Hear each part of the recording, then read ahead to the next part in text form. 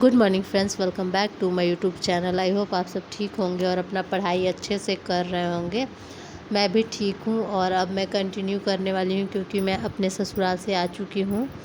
तो अब मुझे यहाँ पे कुछ खास काम नहीं है, मतलब टाइम मैं निकाल लेती हूँ यहाँ पे काम करने के बाद भी। तो अब मैं ट्राई कर रही हूँ कि मैं सुबह में उठूँ और उसके बाद अपना सारा काम जल्दी जल्दी फिनिश करके और पढ़ाई करने बैठूँ। तो अब मैं ट्राई करूँगी कि मैं 5 बजे उठूँ। अभी तो मैं 5:30 में उठ रही हूँ 2 दिन से, लेकिन ट्राई करूँगी थोड़ा और पहले उठने का। तो यहाँ पे मैं आ गई थी फ्रेश होके, नहा के और पूजा करके उसके बाद किचन में आ गई हूँ। मैं रोटी बना रही हूँ और सब्ज़ी साथ में। और रोटी और सब्ज़ी मतलब सुबह में मेरे हस्बैंड खा के जाना पसंद करते हैं नाश्ता में। उन्हें पास्ता, मैगी ये सब मतलब कुछ भी थोड़ा मोड़ा ये सब खाना उनको ना पसंद नहीं है। वो रोटी सब्ज़ी फिर रोटी सब्ज़ी दही यही सब खा के जाना पसंद करते हैं नाश्ता करके। तो इसी वजह से मैं रोटी बनाती हूँ। आप लोग कभी भी मेरा व्लॉग देखेंगे तो मैं सुबह में रोटी ही बनाती हूँ क्योंकि मेरे हस्बैंड को वही पसंद है। वो ज़्यादातर फ़ास्ट फूड नहीं खाते हैं। तो यहाँ पे मैं सब्ज़ी बना रही हूँ और साथ में रोटी बना रही हूँ। साथ में बनाती हूँ थोड़ा टाइम बच जाता है, लेकिन ये भी है कि कोई हेल्प करने वाला है नहीं, जो भी काम होता है मुझे ही करना पड़ता है। तो फर्स्ट वाली रोटी मेरी थोड़ी सी जल गई, मतलब मैं सब्ज़ी देखने में रह गई थी। और पूरा मैं काम कर चुकी हूँ, नाश्ता कर चुकी हूँ, नहा भी ली हूँ, मतलब सारा काम हो गया मेरा। और अब मैं आ गई हूँ पढ़ने के लिए। तो सबसे पहले मैं आज लूसेंट करूँगी क्योंकि कल अगर आपने व्लॉग देखा होगा तो मैं लूसेंट कर रही थी, जिसमें मैं कर चुकी थी 241 पेज नंबर तक। और यहाँ से मुझे फिर स्टार्ट करना है क्योंकि मैं सोची हूँ कि 3 दिन में कम से कम मतलब पॉलिटी जो है लूसेंट से वो कंप्लीट कर लूँगी। फैक्ट है ना, फैक्ट के लिए बहुत ज़रूरी है लूसेंट।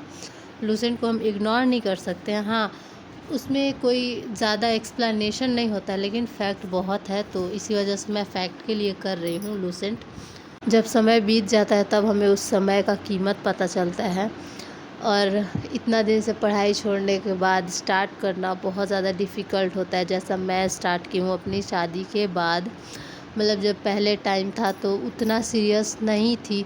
और आप लोग को मैं बताई भी थी कि मेरा थोड़ा जल्दी शादी हो गया और मेरा मन भी नहीं था अभी शादी करने का, बट क्या कर सकते हैं, शादी हो गई तो हो गई, क्योंकि कभी ना कभी तो करना ही है। और पीछे के समय को लेकर मैं रोना भी नहीं चाहती कि मेरा शादी नहीं होता तो मैं ये कर लेती वो कर लेती। मुझे ये सब बिल्कुल पसंद नहीं है कि मैं अपने हालात पे रोती रहूँ। टाइम जो बीत गया वो बीत गया, लेकिन जो अभी मेरे पास टाइम है उसको तो मैं अपना यूज़ कर सकती हूँ। जो मुझे करना है, जो मेरा गोल है वो अचीव कर सकती हूँ। अभी मेरे पास टाइम है, ऐसा नहीं है कि मेरा बहुत ज़्यादा उम्र हो गया तो मैं मतलब कुछ नहीं कर पाई। अभी मेरा उम्र है, मैं कर सकती हूँ। और अभी तो मेरा ग्रेजुएशन ही कंप्लीट नहीं हुआ था तो मैं बीपीएससी कैसे देती।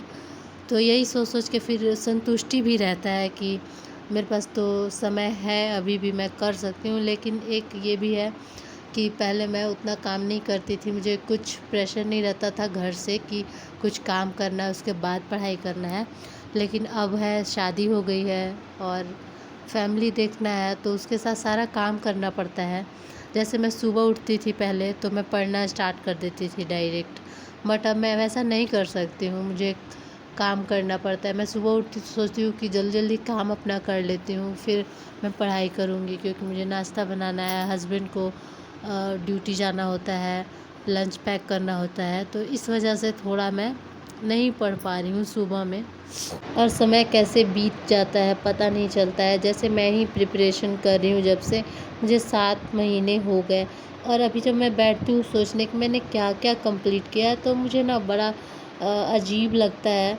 क्योंकि मतलब जो भी देते हैं अटेम्प्ट वो अपना कंप्लीट सिलेबस कर लेते हैं, उसके बाद 6 या 7 महीने उन्हें टाइम मिलता है या साल भर टाइम मिलता है, तो वो रिवीज़न करते हैं और फिर अपना पेपर देते हैं।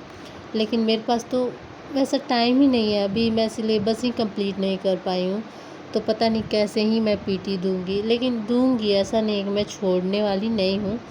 71st में पीटी दूँगी और देखती हूँ जितना मेरे से हो पाता है। मैं ना 12 घंटे तक पढ़ सकती हूँ, मुझे कोई प्रॉब्लम नहीं है, बट मुझे टाइम ही नहीं मिलता है। मैं कितना भी मैनेज करके चलती हूँ लेकिन टाइम मैं नहीं बचा पा रही हूँ। आप लोग बताइए कि मैं क्या करूँ, कैसे करूँ कि मैं टाइम बचा पाऊँ अपना, क्योंकि 8 घंटे मेरा मैक्सिमम है, क्योंकि मुझे कपड़े धोने होते हैं और खाना पकाना, कपड़ा धोना, साफ़ सफाई करना, मतलब ए टू जेड मुझे काम होता है। तो मैं टाइम 8 घंटे से ज़्यादा अपने लिए निकाल ही नहीं पाती हूँ और मैं थक जाती हूँ। तो फिर लगता है कि कुछ और मुझे करना चाहिए, थोड़ा रेस्ट कर लेती हूँ, थोड़ा फ़ोन यूज़ कर लेती हूँ। इस चक्कर में ना मैं 8 घंटे से ज़्यादा पढ़ ही नहीं पाती हूँ।